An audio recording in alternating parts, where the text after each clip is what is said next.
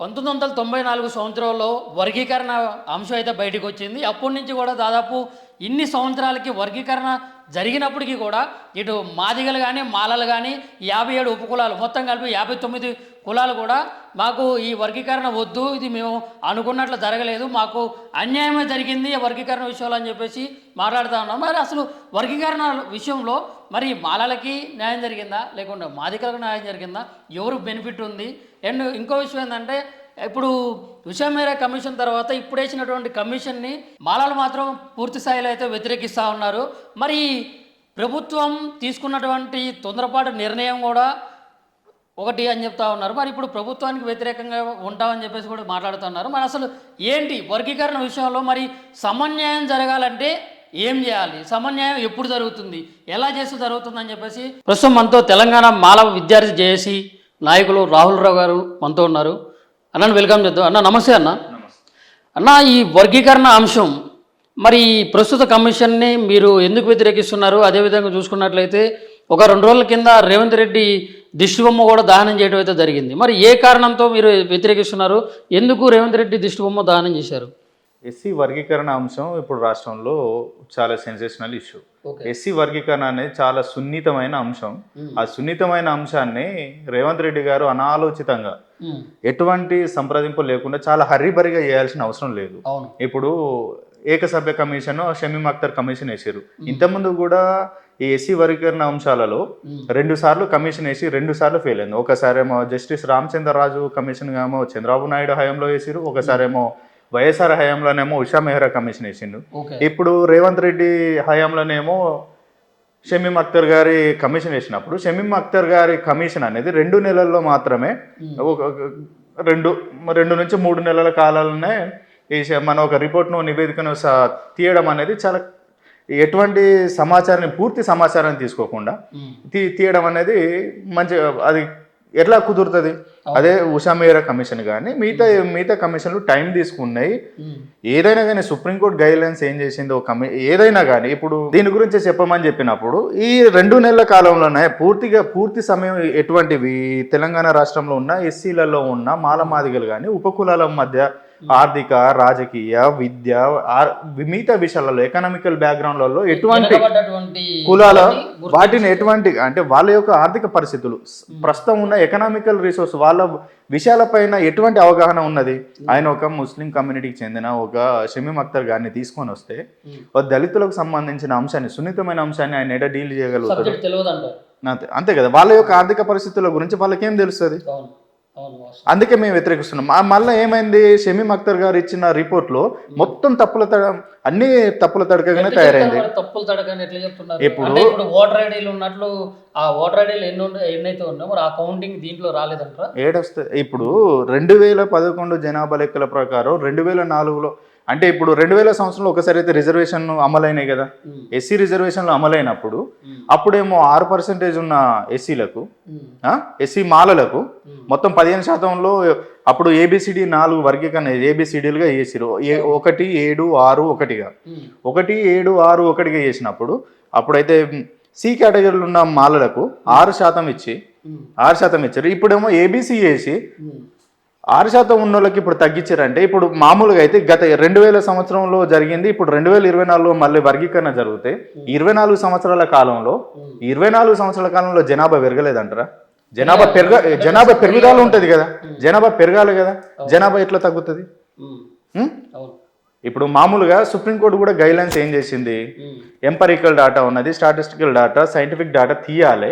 వాళ్ళ యొక్క ప్రస్తుత ఆర్థిక, రాజకీయ, అన్ని విద్య, వైద్య రంగాల్లో వాళ్ళ యొక్క వాళ్ళకి న్యాయం జరిగే విధంగా సుప్రీంకోర్టు ఏమని చెప్పింది.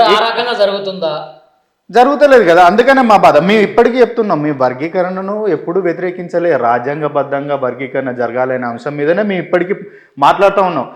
ఇప్పుడు మొన్న తెలంగాణ గవర్నమెంట్ ఈ వర్గీకరణ అంశాన్ని తీసుకొచ్చిన తర్వాత ఎంబటే మందకృష్ణ మాదిగ ఏం చేసిండు, పోయి మళ్ళీ సోమాజిగూడ ప్రెస్ క్లబ్లో మీటింగ్ పెట్టి మాకు 9% సరిపోదు, 11% కావాలి, 11% కావాలి, మాకు అనుకూలంగా వర్గీకరణ జరగలేదని అంటే మీరు చెప్పినట్టే ప్రభుత్వాలు వినాలనా, మీరు చెప్పినట్టే వర్గీకరణ జరగాలనా అనేది మా ఉద్దేశం. ఇంకొక విషయం ఏంటంటే ఈ ఇట్లా అందుకనే మేమేమన్నాం, రాష్ట్రాలకు ఎప్పుడైనా కానీ రాష్ట్రాలకు ఈ విభజించే అధికారాలు వస్తే ఇటువంటి టెక్నికల్ ఇష్యూలు వస్తాయని మేమేమన్నాం. ఇప్పుడు మీకైతే కేంద్రంలో మోడీ గారు మీకు చాలా దగ్గరి నేస్తమే కదా, మీకు మంచి నేస్తమే కదా, నిన్న ఒక తమ్ముని లెక్క భావిస్తాడు కదా. మరి భావించినప్పుడు ఈ అధికారం, ఇలాంటి అధికారం కేంద్రం నుంచే తీసుకొచ్చి పార్లమెంట్లో ఒక బిల్లు పెడితే ఇటువంటి సమస్యలు తలెత్తాయి కదా. మళ్ళీ ఇంకోసారి ఇప్పుడు 2000 సంవత్సరంలో అయిన వర్గీకరణ 2004లో కొట్టుకుపోయింది కదా. ఇప్పుడు కూడా మీరు దాన్ని వ్యతిరేకిస్తున్నారు కదా. 2004లో మళ్ళీ 2005లో వర్గీకరణ 2004లో అయింది, మళ్ళీ 2025లో 2024లో రెండోసారి అయింది, 2025లో కొట్టుకుపోతాయి కావచ్చు. మరి అది అలాంటి కాకుండా రాష్ట్ర ప్రభుత్వానికి జనగణన చేసే అధికారం ఎక్కడున్నది? దానికి ఒక నేషనల్లో ఒక జాతీయ స్థాయి కమిషన్ ఉంటుంది, జాతీయ స్థాయి ఒక కమిషన్, ఒక జనగణన ఒక కమిషన్ ఉంటుంది, దాని ద్వారా చేయాలి.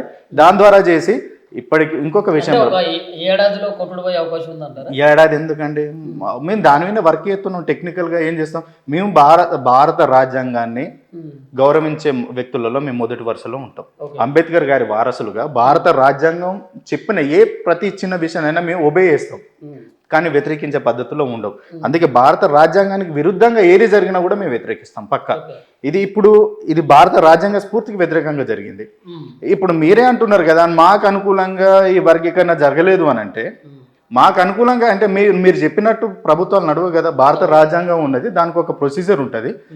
అది కూడా మేము అందుకే అన్నాం, పార్లమెంట్ ద్వారా చట్టం చేస్తే ఈ ప్రాబ్లం ఉండకపో. ఇంకొక విషయం బ్రదర్, 1930లో ఒక్కసారి కులగణన జరిగింది. పార్లమెంట్ లో చేసే బాగానే ఉందంటున్నారు, అసలు పార్లమెంట్ లో ఈ ముచ్చడి గురించి మాట్లాడే నాదుడే లేకుండా.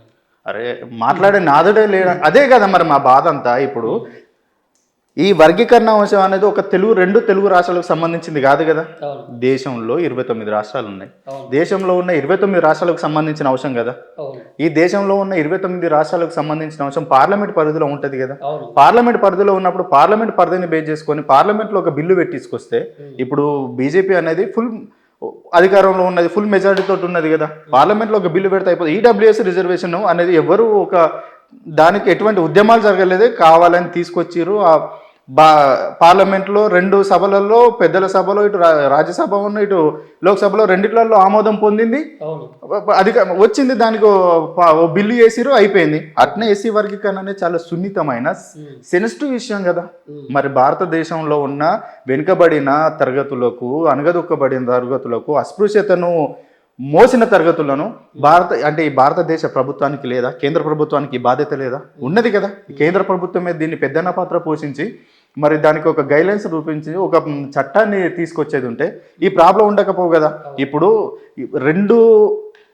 ఈ దళితుల మధ్యలో ఉన్న ఒక జనాలను 2 వర్గాలుగా విడగొట్టి విభజించు పాలించు అనే ఒక సూత్రాన్ని ఈ ప్రస్తుతం ఉన్న రాజకీయ పార్టీలు అవలంబిస్తున్నాయి. కాబట్టి అందుకే దళితుల మధ్య ఉన్న సమైక్యతను కోల్పోయే పరిస్థితులు ఏర్పడ్డాయి. రానున్న రోజులలో మన దళితుల మధ్య ఉన్న ఐక్యత కోల్పోతే మన పరిస్థితి ఎట్లా ఉంటుంది ఈ దేశంలో అనేది. ఎట్లా చెప్తున్నారు అంటే ఇది మొత్తం కూడా రాజకీయ కుట్ర అన్నట్లు మీరు చెప్తున్నారు. ఇది ఖచ్చితంగా రాజకీయ కుట్ర. ఇప్పుడు అలా అనుకుంటే కులగణన, జనగణన, కులాల గణన అనేది 1930 దశకంలో జరిగింది. 1930లో జరిగింది. ఇప్పటి వరకు కులాల యొక్క డాటా కేంద్ర ప్రభుత్వం దగ్గర లేదు.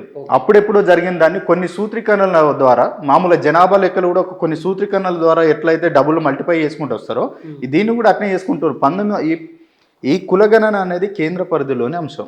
కేంద్రం ఎందుకు దీన్ని పరిగణలోకి తీసుకుంటలేదు? కేంద్రం ఒక కులగణన చేసి, ఇప్పుడు మొన్న తెలంగాణ రాష్ట్రం కాంగ్రెస్ ప్రభుత్వం ప్రతిష్టాత్మకంగా తీసుకొని బీసీ కులగణన అనేది చేసింది. బీసీలలో ఉన్న నాయకులే, కాంగ్రెస్ పార్టీలో ఉన్న నాయకులే కులగణన తప్పు అని చెప్పి పేపర్లు ప్రతులు జింపించే చర్యలు జరుగుతూ ఉన్నాయి కదా.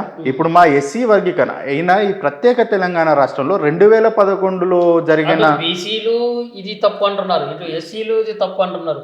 మరి అసలు ఏం సర్వే చేయాలి? మరి ఎక్కడ ఏ ప్రభుత్వంలో లేకుండా ఏ రకంగా ఎట్లా మిస్టేక్ జరుగుతుంది? ఇది ప్రభుత్వాల మిస్టేకే ఖచ్చితంగా. ఎందుకంటే 2011లో 2001 తర్వాత 2011లో ఒకసారి జనాభా లెక్కలు జరిగినాయి. 2011 నుంచి ఇప్పటికి 13 సంవత్సరాలు, దగ్గర 14 సంవత్సరాలు అవుతుంది జనాభా లెక్కలు జరగలేదు. ఎక్కడన్నా జనాభా పెరుగుదల ఉంటుంది కానీ బీసీల జనాభా తగ్గింది కదా, చూసినావు కదా. మా ఎస్సీల జనాభా కూడా తక్కువ చూపెట్టే ప్రయత్నం చేస్తారు. మేము 2004లో వచ్చిన రిజర్వేషన్లలో, 2000 సంవత్సరంలో వచ్చిన రిజర్వేషన్లలో మాకు 6% వస్తుంది. 2025 24లో వచ్చిన రిజర్వేషన్లలో మొన్న ప్రకటించిన అసెంబ్లీలో వర్గీకరణ చేసిన దానిలోనేమో మాకు 5% అంటే మా జనాభా తగ్గుదల ఉంటుందా?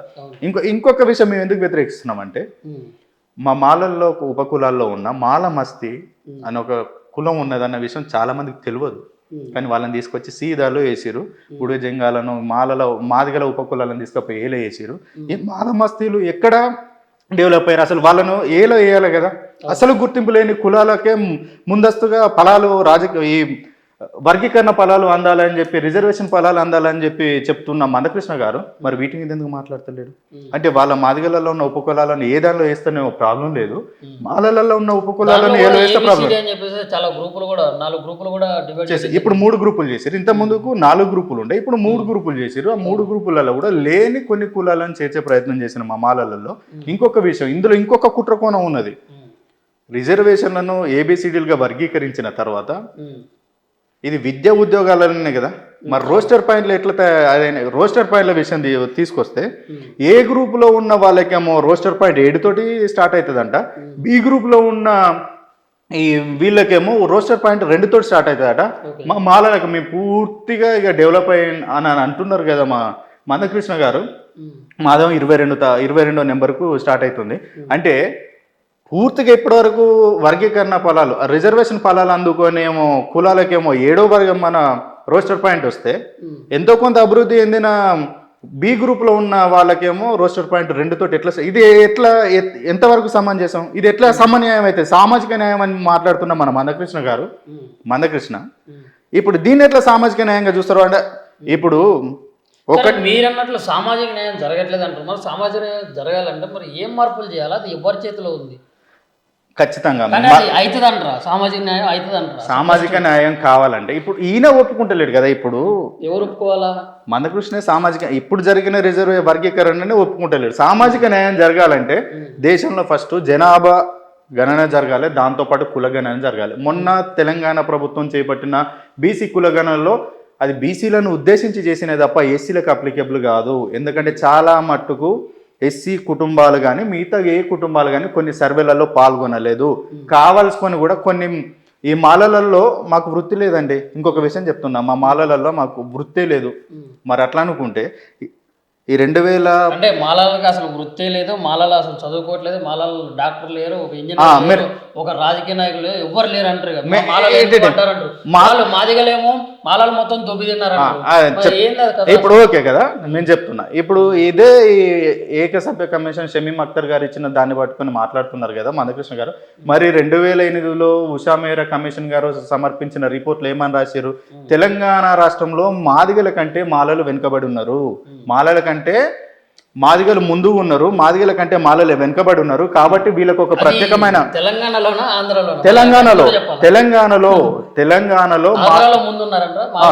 ఆంధ్రలో ముందున్నారా అంటే వాళ్ళు జనరేషన్ వాళ్ళకు ఉంటే ఉండొచ్చు, నేను కాదన్నాను.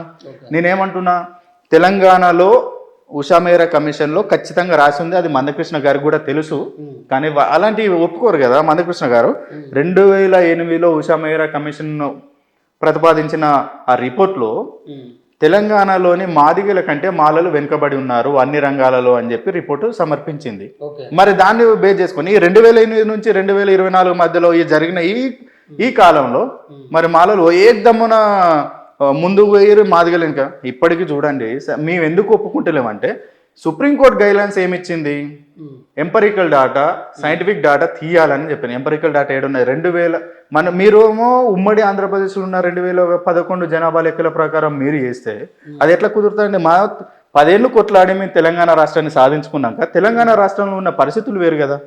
తెలంగాణ రాష్ట్రంలో ఉన్న 2014లో తెలంగాణ ప్రత్యేక రాష్ట్రంగా ఏర్పడేది. 2014 నుంచి 2024 వరకు తెలంగాణ రాష్ట్రంలో ఉన్న స్కీములలో ఎవరు ఎక్కువ లబ్ధి పొందిరు? నువ్వు దళిత బంద్ అయితేంది, 3 ఎకరాల భూమి అయితేంది, ఎస్సీ కార్పొరేషన్ నిధులు అయితేంది, లిడ్ క్యాప్ నిధులు. మాకైతే మాలలకైతే కుల వృత్తులు అంటూ ఏమి లేవు, మేము ఏ పనైనా చేయగలుగుతాం. మేము వ్యవసాయ కూలీలమండి, మేము పాలేర్లుగా భూస్వాముల దగ్గర పాలేర్లుగా మేము బతికిన వాళ్ళం. మాకు ఒక ప్రత్యేకమైన కులవృత్తి అంటూ ఏం లేదు. అదే మాదిగలకు కులవృత్తి ఉంది, చర్మకారులుగా కులవృత్తి ఉంది. చర్మకారులకు మన రాష్ట్రంలో ఉన్న ప్రభుత్వాలు లిడ్ క్యాప్ నిధులని కొన్ని ఇచ్చినాయి. మరి లిడ్ క్యాప్ నిధులని ఎవరు తిన్నారండి? మాలలు తిన్నారా? మాదిగలకే కదా లిడ్ క్యాప్ నిధులు ఇచ్చేది. ఎవరికి ఇస్తుంది? మాదిగలకే కదా. మరి ఆ లిడ్ క్యాప్ నిధులు ఈ 10 ఏళ్ల కాలంలో ఎవరు తిన్నారు? మరి లిడ్ క్యాప్ నిధుల గురించి ఎవరు? ఇప్పటికీ నేను బాజాప్తా చెప్తున్నా, తెలంగాణ రాష్ట్రంలో అత్యధిక భూములు కలిగి ఉన్నది, ఎస్సీలలో అత్యధిక భూములు కలిగి ఉన్నది మాదిగలే. ఆంధ్రాలో మాలలు ఉన్నారా? ఆంధ్రాలో మాలలు ఉన్నారా అంటే అక్కడున్న పరిస్థితులు వేరు. నేను నా రాష్ట్రం గురించి నేను మాట్లాడగలుగుతా, నేను నా రాష్ట్రం గురించి నేను చెప్పగలుగుతున్నా. ఈ లిడ్ క్యాప్ నిధులు అయితే వీటి గురించి అవుతుంది. ఇప్పుడు ఎస్సీ కార్పొరేషన్ నిధులు చూద్దాం, మా దగ్గర డాటా ఉన్నది. 3 ఎకరాల భూమి చూద్దాం, మా దగ్గర డాటా ఉన్నది. ఎవరు ఎక్కువ పొందిరు? దళిత బంధు అయితే ఉన్నాయి. దళిత బంధువులల్లా ఏం చేసిరు? తెలంగాణ రాష్ట్రంలో ఉన్న వాళ్ళకు ఎక్కడైతే ఈ మాదిగా మొత్తం కూడా పూర్తి స్థాయిలో అమలైంది లేదో, వచ్చినోడికి వచ్చినాయి, రానోడికి రాలేదు. వచ్చిన కాడికి వచ్చినాయి. గత ప్రభుత్వంలో చాలా అవకతవకలు జరిగినాయి. సరే, అదంతా కూడా ఆ సబ్జెక్ట్ అంతా కూడా చాలా దూరం పోతుంది. ఇక్కడ మెయిన్ ఏంటంటే ఇక్కడ వర్గీకరణ అసలు ఎప్పుడు మొదలైంది? ఈ వర్గీకరణ వల్ల మరి మాదిగలు మాలల్లో నష్టపోయారని చెప్పేసి మీరు, మాదిగలు నష్టపోతున్నారని మేము ఒప్పుకోమని చెప్పేసి వాళ్ళు, మరి ఇప్పుడు ఫైనల్గా 57 ఉపకులాలు ఈ మాలలు మరి ఏ విధంగా నష్టపోయారనేది క్లియర్ సబ్జెక్ట్ చెప్పండి కొంచెం. 57 అరే ఒక విషయం, స్కూల్ బడి మెట్లు ఎక్కని చాలా ఉపకులాలు సంచార జాతులు ఉన్నాయండి ఇప్పటి వరకు ఎస్సీలలో. మరి వాళ్ళ పరిస్థితి ఏంది? వాళ్ళని గుర్తించాల్సిన అవసరం ఎవరి మీద ఉంది? ప్రభుత్వాల మీద ఉంది కదా. ప్రభుత్వాల మీద ఉండి రాజ్యాంగం యొక్క ఈ రిజర్వేషన్ల యొక్క ముఖ్య ఉద్దేశమే పూరెస్ట్ ఆఫ్ ది పూర్కి ఫస్ట్ ఫలం అందాలని చెప్పి బాబాసాహెబ్ గారు అనుకున్నారు కదా, వారి యొక్క స్వప్నం కదా. మరి వాళ్ళని ఎందుకు గుర్తించలేకపోతున్నాం? వాళ్ళని గుర్తించి పూరెస్ట్ ఆఫ్ ది పూర్ ఎవరైతే ఇప్పటివరకు, నేను అదే చెప్తున్నా మళ్ళీ, విద్యావకాశాలలో, ఉద్యోగ అవకాశాలలో, మిగతా గవర్నమెంట్ స్కీములలో నేను చెప్పిన, మీరు కరెక్ట్ క్వశ్చన్ అడిగారు, నేను ఇప్పటిదాకా చెప్పింది కూడా అదే. ఈ గత తెలంగాణ రాష్ట్రంలో ఉన్న ఈ 10 సంవత్సరాల కాలంలో ఉద్యోగ విద్యా అవకాశాలలో అయితేంది, ప్రభుత్వ స్కీములలో అయితేంది, మిగతా ఎటువంటి స్కీములలోనైనా ఎవరు ఎక్కువ లబ్ధి పొందిరు, ఎవరు తక్కువ లబ్ధి పొందిరు, ఎవరికి ఇప్పటివరకు కనీసం స్కీములు అందలేదు, వాళ్ళని ఐడెంటిఫై చేయమని చెప్తున్నా. గవర్నమెంట్ ఇప్పటి వరకు ఎటువంటి ఆ లెక్కలు తీయలేదు. ఆ లెక్కలను బేస్ చేసుకొని మీరు రిజర్వేషన్లు చేస్తే మేము ఒప్పుకుంటాం, ఖచ్చితంగా ఒప్పుకుంటాం. ఇప్పుడు 2004 6% ఉన్నోళ్ళం, మాకు 6% రిజర్వేషన్. 2024 వచ్చేసరికి మేము మొత్తం తగ్గిపోయినామా? అంటే మాలలే లేరా తెలంగాణ రాష్ట్రంలో? మాకేమో పర్సంటేజ్ తగ్గుతుంది, వాళ్ళకు 9% పెరుగుతుందా? ఇది ఎట్ల వరకు న్యాయం? మీరు ఉషా మేరా కమిషన్గా తీసుకుంటేనే తెలిసింది కదా. వాళ్ళైతే మా కమిషన్ రిపోర్ట్, ఇప్పుడు మా షమీమ్ అఖ్తర్ గారి రిపోర్టు మీరు ఎట్లయితే కరెక్ట్ అని అంటారు, ఉషా మేరా కమిషన్ కూడా మేము కరెక్ట్ అని చెప్తున్నాం కదా. మరి మీరు చెప్పింది ఎట్లుందంటే అన్న, అది ఒక మైనారిటీ వ్యక్తి చేసినటువంటి కమిషన్ ఆ రిపోర్ట్ ఇచ్చారు కాబట్టి దాన్ని మేము వ్యతిరేకిస్తాం అన్నట్లు. మైనారిటీ వ్యక్తి అని కాదు, మా యొక్క దళితుల యొక్క ఆర్థిక జీవన విధానం గురించి వాళ్ళకు కొంచెం అవగాహన తక్కువ ఉంటుందని నేను మాట్లాడుతూ ఉన్నా. అంతేగాని నేను ఆయన మైనారిటీ కాబట్టి మా గురించి తక్కువ చేసి చేస్తాడు అని నేను అన్నట్లే. మైనారిటీ దాని గురించి మళ్ళీ నేను క్లియర్గా చెప్తున్నా. ఇదేముందంటే దళితుల యొక్క జీవన విధానం పైన అవగాహన ఉన్న వాళ్ళకు, ఆర్థిక స్థితిగతుల పైన అవగాహన ఉన్న వాళ్ళకు తీసుకొచ్చి ఇస్తే అయినా ఇంత హరిబరిగా చేయాల్సిన అవసరం లేదు కదా బ్రదర్. ఇప్పుడు రిపోర్ట్ వచ్చిన తర్వాత దానికి ఒక హౌస్ కమిటీ వేసి దాని మీద డిస్కషన్ చేసి దీనిలో ఇంకేమైనా సూచనలు ఇవ్వాలన్నా, దీనిలో ఏమైనా సూచనలు సలహాలు ఇంకా తీసుకొని దీన్ని ఇంకా బెటర్మెంట్ మేధావులందరితో కూర్చుని మాట్లాడి చేస్తే ఇంకా బాగుండు కదా. ఆ రోజు సుప్రీంకోర్టు ఆగస్టు 1న సుప్రీంకోర్టు తీర్పు వచ్చిన అరగంట లోపే ఇక్కడ ఫస్ట్ మీరే ప్రకటించారు అసెంబ్లీలో, నిండు అసెంబ్లీలో. ఈ రోజు షమీమ్ అఖ్తర్ గారి రిపోర్టు పెట్టినాక ఎటువంటి ఎవరిని సంప్రదించకుండా డైరెక్ట్ పోయి మీరు మళ్ళీ అసెంబ్లీలో ఈ వర్గీకరణ అంశాన్ని చేసినామని చెప్పి చేయడం. ఇంకొక విషయం, ఆర్టికల్ 338(9) ప్రకారం ఈ షెడ్యూల్ కాస్టులలో, షెడ్యూల్ ట్రైబులలో ఏమన్నా పరిణాత్మకమా అత్యధికంగా ఎక్కువ ఏదైనా పరిణామక్రమం అంటే ఏదన్నా చేంజెస్ జరుగుతున్నాయి అన్నప్పుడు ఖచ్చితంగా దీనికి ఒక అని ఉంటుంది, రీసెర్చ్ అండ్ అనాలిసిస్ వింగ్, వీళ్ళతో ఒకటి లా కమిషన్ ఉంటుంది, లా కమిషన్కి పోవాలి. ఎస్సీ ఎస్టీ సెంట్రల్ కమిషన్ ఉంటుంది, ఎస్సీ ఎస్టీ కమిషన్కి ఖచ్చితంగా సిఫార్సు చేయాలి. సిఫార్సు చేసి ఎస్సీ ఎస్టీ కమిషన్ యొక్క సిఫార్సును తీసుకొని ఎస్సీ ఎస్టీ కమిషన్ యొక్క సిఫార్సు తీసుకొని వాళ్ళ దగ్గర వాళ్ళు కూడా సిఫార్సు చేసినప్పుడు మాత్రమే ఈ వర్గీకరణ అంశాన్ని పరిగణలోకి తీసుకొని చేయాల్సిన అవసరం ఉంటుంది. ఇప్పుడు లా కమిషన్కి పంపించరా? ఇప్పుడు ఎందుకంటే దానిలో ఉన్న లా కమిషన్ ఏం చేస్తుంది, అందరికీ న్యాయం జరగాలని చూస్తుంది కదా. ఎస్సీ ఎస్టీ కమిషన్ ఎందుకున్నది, సెంట్రల్ ఎస్సీ ఎస్టీ కమిషన్, దానికి కూడా తీసుకోవాలి కదా. దాని యొక్క అభిప్రాయాలను కూడా తీసుకోవాలి. అవును. కానీ ఇదంటే ఏం చేయలేదు. ఆర్టికల్ 330(9) ప్రకారం ఖచ్చితంగా ఈ ఎస్సీలలో ఈ షెడ్యూల్ కాస్ట్ అండ్ షెడ్యూల్ ట్రైబులలో ఎటువంటి అయినా పెను మార్పులు చేస్తున్నారు వర్గీకరణ విషయంలో. కానీ ఏదైనా ఈ షెడ్యూల్ కాస్ట్ షెడ్యూల్ ట్రైబ్ వల్ల దానిలో ఏదైనా పెను మార్పులు జరగబోతున్నాయి, ఏదైనా మార్పులు ఒక చాలా పెద్ద మార్పు జరగబోతుందంటే ఖచ్చితంగా దాన్ని మన సెంట్రల్కి పంపించాల్సిన అవసరం ఉంటుంది. దాన్ని లా కమిషన్ నుంచి రాష్ట్రపతి అన్న 1994లో మొదలైనటువంటి వర్గీకరణ మరి ఇప్పుడు ప్రస్తుతం అయితే 7 దాకా వచ్చింది. మరి పూర్తి పరిష్కారం అయితే జరగలేదని చెప్పేసి మాలలు కానీ 57 ఉపకులాలు కానీ చెప్తున్నారు. మరి దీనికి పూర్తి పరిష్కారం మరి ఎప్పుడు ఏంటి మీ దృష్టిలో? నేనేం చెప్తున్నా అంటే ఇంకా మందకృష్ణ మాదిగ గారు తలుచుకుంటే దీన్ని ఇంకొక 30 ఏళ్ళు అయినా కూడా జరపగలుగుతారు. ఆయనకి ఏం అవసరం? ఆయనే కదా ఇప్పుడు మాల మాదిగల కోసం వర్గీకరణ చేయాలని చెప్పేసి 30 ఏళ్ళ పోరాటం అయింది. మీరు ఆయనే తప్పుపడుతున్నారు. ఆయన తప్పుపట్టుడు కాదే. ఇప్పుడు 2000 సంవత్సరంలో వర్గీకరణ అయింది, 2004లో కొట్టుడు పోయినప్పుడు మరి ఎంబటే నువ్వు ఎందుకు సుప్రీంకోర్టును ఆశ్రయించలే? ఇప్పుడు కదా సుప్రీంకోర్టు నుంచి తీర్పు తెచ్చుకున్నట్టు నువ్వు అప్పుడే 2004లో నువ్వు పోయి సుప్రీంకోర్టును ఆశ్రయిస్తే అప్పుడే ఇటువంటి తీర్పు వచ్చు కదా. ఈ 30 ఏళ్ళ కాలం నేను 30 ఏళ్ళు నా జీవితాన్ని దారబోసిన దళితుల అభ్యున్నతికి అని చెప్తున్నా. మీరు ఈ 2004ని చేస్తే మీకు ఇంకొక ఈ 26 సంవత్సరాలు కలిసి వచ్చు కదా. ఇప్పుడు 2004 అంటే 2020 సంవత్సరాలు మీకు మీ మంచి లైఫ్ మీకు కలిసి వచ్చు కదా. మీ ఉద్యమాలకు మీ జీవితాన్ని దారబోయాల్సిన అవసరం ఉండకపోవు కదా. ఖచ్చితంగా అదే ఇప్పుడు మీరే అన్నారు కదా ఆయన రావాలి కదా భయ్యా. ఇప్పుడు సమయం ఇప్పుడు ఎట్లా వచ్చింది సమయం? ఇప్పుడు ఎట్లా వచ్చింది? ఇప్పుడు తెలంగాణ గవర్నమెంట్ సరే అది మంచో చెడో తెలంగాణ గవర్నమెంట్ వర్గీకరణ చేసిందండి. చేసినాక నెక్స్ట్ మినిట్ నీకు 9% వస్తే నువ్వు ఈ 30 ఏళ్ళ కాలంలో ఎప్పుడు కూడా 11% అని నువ్వు ఎక్కడ ఈ జంతర్ మంతరు ఢిల్లీలలో ఎక్కడెక్కడో మీరు పెద్ద పెద్ద ఉద్యమాలు చేసిన వాళ్ళు కదా, ఎక్కడ మీరు నెంబర్ స్పెసిఫికేషన్గా చెప్పలేదు. కానీ ఇప్పుడు తెలంగాణ గవర్నమెంట్ చేసిన తర్వాత నాకు 9% వద్దు, 11% కావాలని చెప్పి మేము వర్గీకరణను మేము ఆమోదం తెలపట్లేదని చెప్పి మాట్లాడుతున్నావు కదా. అంటే తన ఉద్దేశం ఇక్కడ క్లియర్ కట్గా అర్థమవుతా ఉన్నది కదా, తనకు ఈ వర్గీకరణ జరగడం అనేది ఇష్టం లేదు. అట్నే తెలంగాణ గవర్నమెంట్ మరి ఇప్పుడు మరి వర్గీకరణ జరిగింది. మరి మందకృష్ణ మాదిగ గారు మరి మాలలకు కానీ మాదిగలకు కానీ అందరికీ సమాన్యాయం అని చెప్పేసి అన్నారు. మరి ఇప్పుడు మందకృష్ణ మాదిగ గారు దీన్ని ఒప్పుకోవట్లేదంటారా ఈ వర్గీకరణ? ఇప్పుడు అంతే కదా, తను ఒప్పుకోకనే కదా. ఇప్పుడు అంతెందుకండి ఎస్సీలలో ఉన్న ఉపకులాల అభ్యున్నతే నా ధ్యేయం అని చెప్పి మాట్లాడుతున్న మందకృష్ణ గారు పాపం దామోదర్ రాయనరసింహ గారు తను ఏం చేసిండు, ఈ తెలంగాణ కాంగ్రెస్ గవర్నమెంట్ ఏర్పడుతోటే ఒక లాయర్ల బృందాన్ని తీసుకుపోయి దానికి సంబంధించిన లీగల్ ఒపీనియన్స్ అన్ని తీసుకొని దానికి ఒక గ్రూప్ తయారు చేసి దాన్ని లీడ్ చేసి ఢిల్లీకి తీసుకుపోయి అన్నీ చేసిన తనే ఇప్పుడు దామోదర్ రాయనరసింహ మా మాదిగనే కాదు, ఆయన మీ మాదిగ ఉపకులానికి చెందిన నాయకున నువ్వు కాదు, నిన్ను మాదిగ కులం నుంచి వెలేస్తున్నావు, నిన్ను బర్తరఫ్ చేయాలని చెప్పి నువ్వు డిమాండ్ చేస్తున్నావు అంటే మాదిగ ఉపకులాల పైన నీ యొక్క చిత్తశుద్ధి ఏందనేది ఇప్పుడైనా అర్థం చేసుకోవాలి.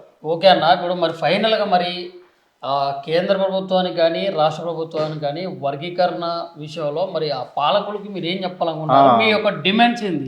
రేవంత్ రెడ్డి గారికి ఖచ్చితంగా మేము చేసేది ఏంటంటే మేము హెచ్చరిస్తా ఉన్నాం రేవంత్ రెడ్డి గారిని. మీరు మందకృష్ణ మాదిగ గారే చెప్తా ఉన్నారు రేవంత్ రెడ్డి అనేట ఆయన మాదిగల పక్షపాతి అని చెప్పి. ఆయన జెడ్పీటీసీగా తన ప్రస్థానం మొదలుపెట్టినప్పటి నుంచి ఎంఆర్పిఎస్ ఉద్యమానికి ఎప్పటికీ సపోర్ట్ చేసుకుంటూ వస్తూ ఉన్నాడు. ఆయన ఎంపీగా ఉన్నా కానీ ఎప్పుడున్నా కానీ పాపం అందరికంటే ముందే మాటిచ్చి చేసిన రేవంత్ రెడ్డి గారు మీరు ఖచ్చితంగా మా మాలలకు వ్యతిరేకి 70 సంవత్సరాలుగా కాంగ్రెస్ పార్టీని భుజాలపై మోస్తున్న మాలలను మీరు తడిగుడ్డతో గొంతు కోసిరు. ఈ రోజున చూడండి, రాబోయే రోజులలో ఈ ఎమ్మెల్సీ ఎలక్షన్ నుంచే మీ పతనం స్టార్ట్ చేస్తాం. మీ రాబోయే రోజులలో ఉన్న లోకల్ బాడీ ఎలక్షన్లలో కూడా కాంగ్రెస్ని ఖచ్చితంగా అధపాతాలానికి తొక్కుతాం. మేము ఖచ్చితంగా చెప్తా ఉన్నాం. కాంగ్రెస్ పార్టీని ఈ రోజు నుంచి మాలలు వదిలేసిరు. కాంగ్రెస్ పార్టీకి వ్యతిరేకంగా మాలలు పనిచేస్తారు. ఖచ్చితంగా మీరు ఈ తొందరపాటు నిర్ణయాలు తీసుకున్నారు కాబట్టి మాలలు ఖచ్చితంగా మీకు వ్యతిరేకంగా పనిచేస్తారు. మీ కాంగ్రెస్ పార్టీని తెలంగాణ రాష్ట్రంలో బొందబెట్టేదాకా కూడా మీ విద్యార్థి లోకంగా యువజన లోకంగా ఖచ్చితంగా కదిలి పనిచేస్తామని మేము హెచ్చరిస్తా ఉన్నాం. ఖచ్చితంగా తెలంగాణ గవర్నమెంట్ ఈ వర్గీకరణ విషయంలో ఎటువంటి తొందరపాటు లేకుండా తొందరపాటు లేకుండా సరైన ఎంపరికల్ డాటా తీసుకొని సైంటిఫిక్ డాటా తీసుకొని ఈ ప్రత్యేక తెలంగాణ రాష్ట్రంలో 2014 నుంచి 2025 వరకు ఎవరు ఎక్కువ లబ్ధి పొందిరు, వాళ్ళ జీవన ఆర్థిక స్థితిగతుల పైన అధ్యయనం చేసి, పూర్తి స్థాయి అధ్యయనం చేసి, విద్యా అవకాశాలు కానీ, ఉద్యోగ అవకాశాలు కానీ, ఆర్థిక అవకాశాలు కానీ, ప్రభుత్వ స్కీములలో కానీ, మిగతా ప్రతి దానిలో వీటన్నిటిపైన పూర్తి స్థాయి అధ్యయనం, గ్రౌండ్ లెవెల్ వరకు పోయి పూర్తి స్థాయి అధ్యయనం, ఉపకులాల యొక్క వాళ్ళ యొక్క పరిస్థితులు ఏంది, మెరుగైన పరిస్థితులు ఎవరు ఇప్పుడు ఉన్నారు, తెలంగాణ రాష్ట్రంలో మెరుగైన పరిస్థితులలో ఎవరు ఉన్నారు, భూములు ఎవరికి ఎక్కువ ఉన్నాయి, ఆర్థిక పరంగా ఎవరు ఎక్కువ అభివృద్ధి చెంది ఉన్నారు, సామాజిక పరంగా ఎవరు ఎక్కువ అభివృద్ధి చెంది ఉన్నారు, మేము ఒప్పుకుంటామండి. మీరు పూర్తి స్థాయి గ్రౌండ్ లెవెల్లో రిపోర్ట్ తీసుకొని వస్తే మేము మాలలమే ఎక్కువ ఉన్నామంటే మేము ఖచ్చితంగా ఒప్పుకుంటాం దానికి, మీరు చేసేదానికి. కానీ తెలంగాణ రాష్ట్రంలో మాదిగల ముందున్నారు, మాలలు వెనుకబడి ఉన్నారు, అది మా దగ్గర ఉంది. మీరు గ్రౌండ్ స్థాయికి వెళ్ళి పూర్తి స్థాయి నివేదిక తయారు చేయండి. చాలా పకడ్బందీగా మొన్న జరిగిన సర్వే కూడా అది బోగస్ సర్వే. డాటా ఎంట్రీ దగ్గర ఎంత పెద్ద ఫ్రాడ్ జరిగిందో మాకు తెలుసు. డాటా ఎంట్రీల దగ్గరనే చాలా పెద్ద ఫ్రాడ్ జరిగింది. కాబట్టి మీరు పూర్తి స్థాయి నివేదిక తయారు చేయండి. ఖచ్చితంగా మీరు పూర్తి స్థాయిగా గ్రౌండ్ లెవెల్ వరకు పోయి మీరు అన్ని రకాలుగా ఒక సామాజిక వర్గం ఏ విధంగానైతే వాళ్ళను అభివృద్ధి చెందటానికి సూచికలుగా మీరు ఎలా నిర్ణయిస్తారో వాటిని అన్ని రకాలుగా గ్రౌండ్ స్థాయి నుంచి నివేదికను తయారు చేసిన తర్వాత మీరు ఈ వర్గీకరణ అంశాన్ని ముందుకు తీసుకురండి. దాన్ని మేము కూడా సపోర్ట్ చేస్తాం. తెలంగాణ రాష్ట్రంలో ఉన్న మాలమాదిగల యొక్క అన్ని స్థితిగతులపైన మీరు ఒక పూర్తి స్థాయి నివేదిక నిష్పక్షపాతంగా ఎవరికి ఒకే సైడ్ మీరు స్టాండ్ తీసుకోకుండా నిష్పక్షపాతంగా ఇద్దరి తరపున మీరు ఖచ్చితంగా మీరు నిర్ణయాన్ని తీసుకుంటే ఇద్దరి తరపున మీరు నిర్ణయాన్ని తీసుకుంటే మేము ఖచ్చితంగా మేము స్టాండ్గా నిలబడతాం. కానీ మీరు ఈ ఉరుకుల పరుకుల దానిలో కనుక మీరు తొందరపాటు నిర్ణయాలు తీసుకుంటే మాత్రం ఖచ్చితంగా ఈ రోజు నుంచి రేవంత్ రెడ్డి నీ పతనం అయితే స్టార్ట్ అయింది. కాంగ్రెస్ పార్టీ పతనం కూడా మేము మొదలు పెడతా ఉన్నాం. ఖచ్చితంగా మేము రేవంత్ రెడ్డి గారికి ఖచ్చితంగా హెచ్చరిస్తా ఉన్న ఈ వేదిక నుంచి.